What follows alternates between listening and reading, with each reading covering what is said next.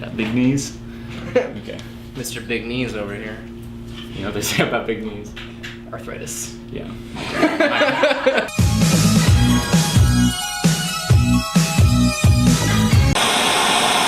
Hi, this handshake's going on for very long. I'm Nate. Hi, this handshake's going on for a long time. I'm Nate. I'm John. Goddamn dad over here. What movie are you reviewing?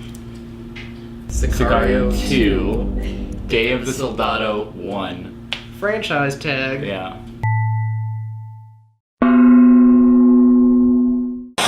You're gonna help us start a war. With who?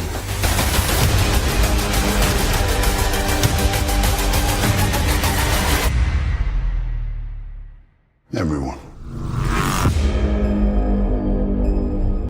I thought it was good. Not amazing.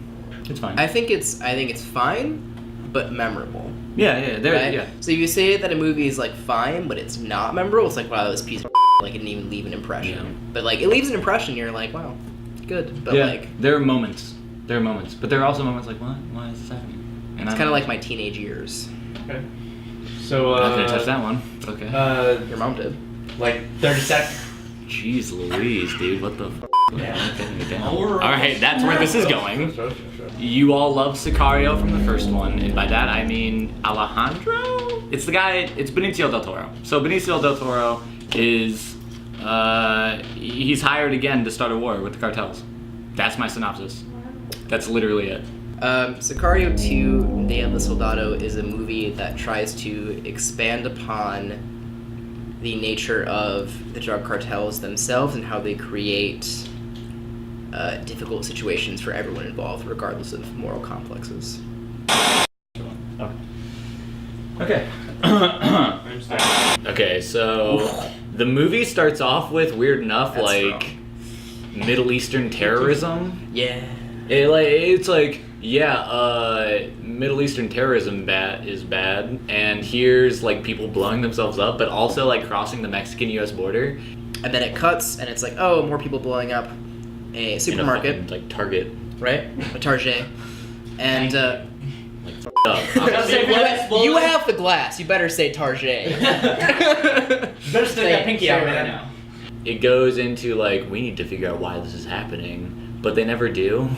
And so Josh Brolin is like, we need to start a war, because the first movie apparently didn't start a war, but it did. So he's like, okay, I'll do that. And he decides that they're gonna kidnap one of the gang leader's daughters. They bring in my boy Benicio del Tortellini. Wasn't it confused? Didn't they say that like kidnap a prince? Well, it wasn't like we're gonna kidnap their son. Well, no, because he just said the youngest person. But he said prince originally, but then they changed it because he didn't have a son, which I thought was fine. It was like a cool realism. I thought that thing. like they, okay, anyway, continue. And then they go back to Alejandro, and they're like, yo, you want to get at Carlos Reyes? Yeah, Carlos Reyes, who's this like the leader of the cartels, and then he's like, you gotta kidnap his daughter, and he's like, will do. I had a daughter once, and then he kidnaps them. And then things go south, and then the cops, like the Mexican cops, turn on them because they're paid by the cartels. So they kill all of them. The U.S. is like, whoa, that's too much, man. Turn that down.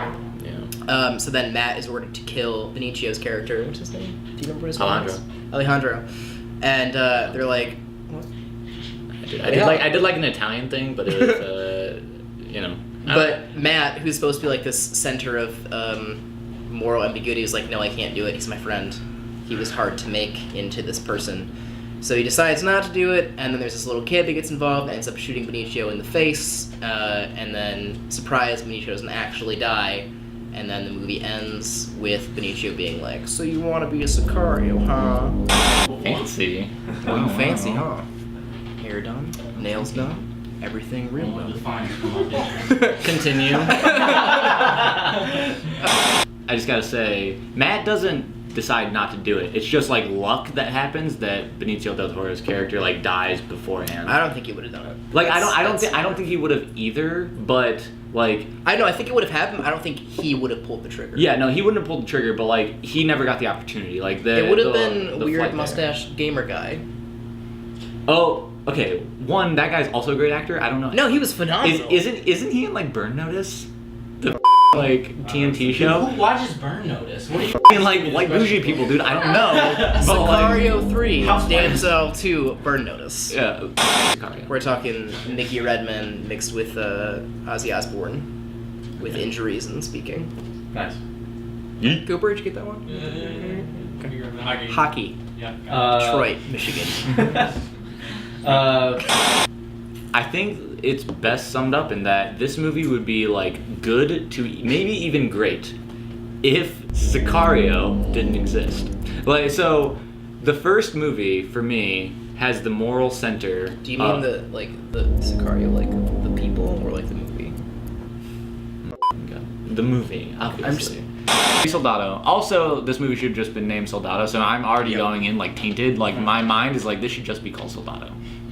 Sicario 1, you have this moral character of Emily Blunt, right? And she exists within the FBI, and she doesn't understand why the nation is sort of doing what they're doing. Like they want to start this war, but she doesn't really know what's going on. And Matt, Josh Brolin's character, and Alejandro, Benicio del Toro's character, are these amoral characters that do things because they have like ideals, basically. And so the whole time you're rooting for Emily Blunt because you want her to take the right path, but in the end she can't because she would die. Like she understands like to do things you have to survive. And in this movie it sets it up where like it's just people doing things. There is no moral character. It's like, oh, it's like Matt, whatever, I forget his last name in the movie, but Matt and Alejandro are just doing bad things, and it's not it doesn't, like, I don't think movies need moral characters. I just think that if they're going to be amoral, like, stick to your guns. But then halfway through the film, there's, like, this moral shift in both Matt and Alejandro. And Matt refuses to do what he has to do to, like, start a war with the cartels, which would be kill Alejandro and the girl. And he like, as a character, is troubled by that and doesn't fulfill his mission of doing that. And so, like, those character like arcs don't make any sense because the first movie exists. Yeah.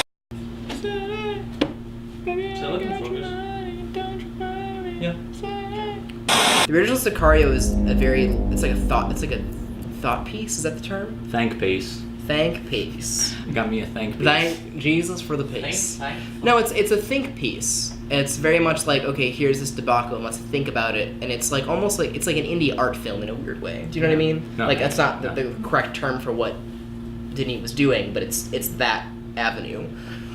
Whereas this film is more of like a very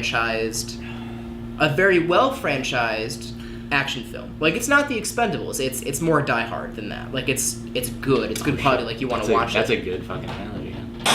Right? Like it's like. Why drink like a pauper when I can drink like a prince? Continue. I want to preface this by like a lot of the problems that I have with Sicario 2 is if that is a different type of film, right? Like if you're talking about Sicario 2 and the type of film that it is, which is like a Hollywood action franchise, it's fine. Like it's perfect. But if you're talking about it as a sequel to Denis Villeneuve, like his piece, then it doesn't work. Like one of the things I think the first film does really well, and I hate to just talk about this film in comparison, but it's kind of hard not to. It's impossible not to.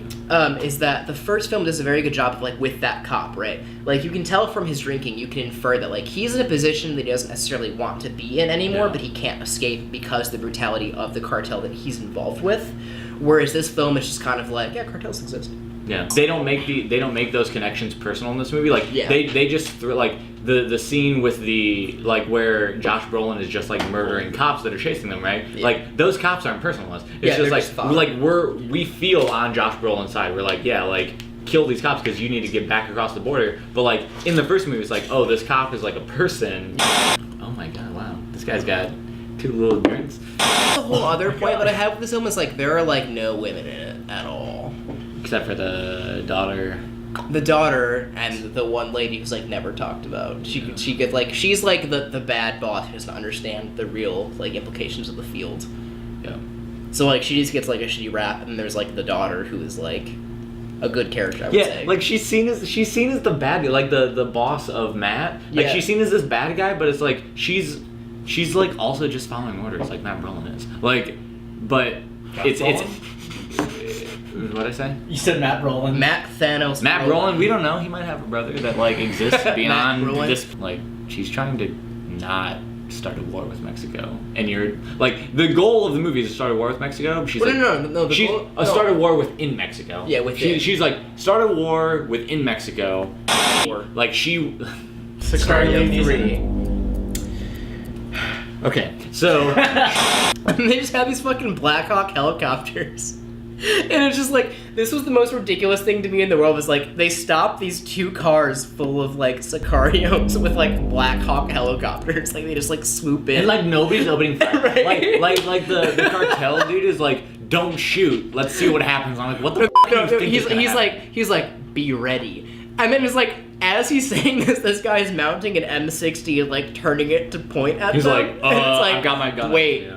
we don't know he's gonna. We don't know shoot they're us. gonna open fire, but they might. The runtime is ridiculous. Well, let me get personal. It did if she is taken by another cartel, she will be killed, and that will like start the war between like Carlos Reyes and then other cartels. But Alejandro saves her, and they're driving in this like truck to an undisclosed, like it's not really apparent. They want to get back to the border because at this point they still think they can get to the border and the American government will help them. And that's my favorite scene in the film because he's talking to her and she's asking him why he's doing this, and she asks him a line like, who kidnapped me? And he says, enemies of your father. And she says, and you're one of those enemies. And he says, yes. And for some reason, to me, that's my favorite scene in the film because it explains their entire relationship in like a single scene. Like, he's opening up to this girl because he doesn't have to tell her this. Like, he didn't have to tell her that, like, he was one that, because, like, up until that point, like, it was a complete mystery who kidnapped her. Like, that was the point of the operation from the CIA, to make it a mystery, to make it seem like a cartel kidnapped her. But she knows that he's an American operative, and he, like, opens up to her. Like, he never speaks like the Mexican dialect around her, and then he does at that point. Yeah. So it's like, it's very clear to her that like he's not an American. Yeah, and the reason why this scene is like my favorite scene is because on some level, you understand at one point that not only does Isabella like recognize that her father is like the unseen villain in this movie, but she's also accepting that this person that is helping her, that if he got the chance, he would murder her father, and like she's still accepting his help, and that to me, like, is the closest thing to justification as to why he doesn't want to like basically start a war with this girl.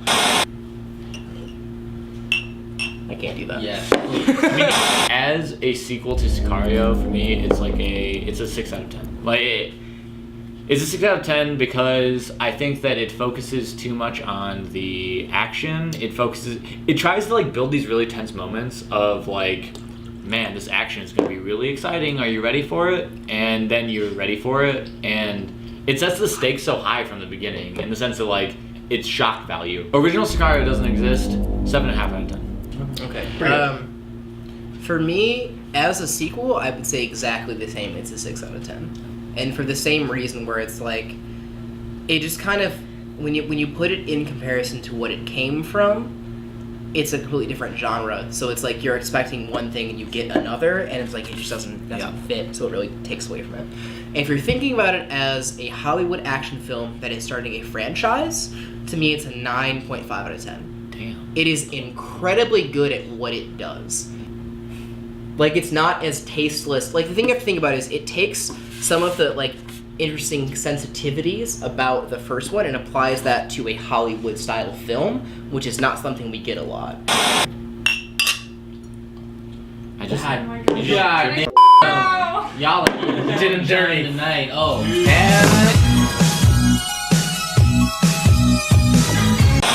But, and it's not even funny, but like, real talk, R.I.P. Johan Johansson. Like, True. because Yeah. they reused a lot of his music for this movie. He was like 47. He was young. Like, what the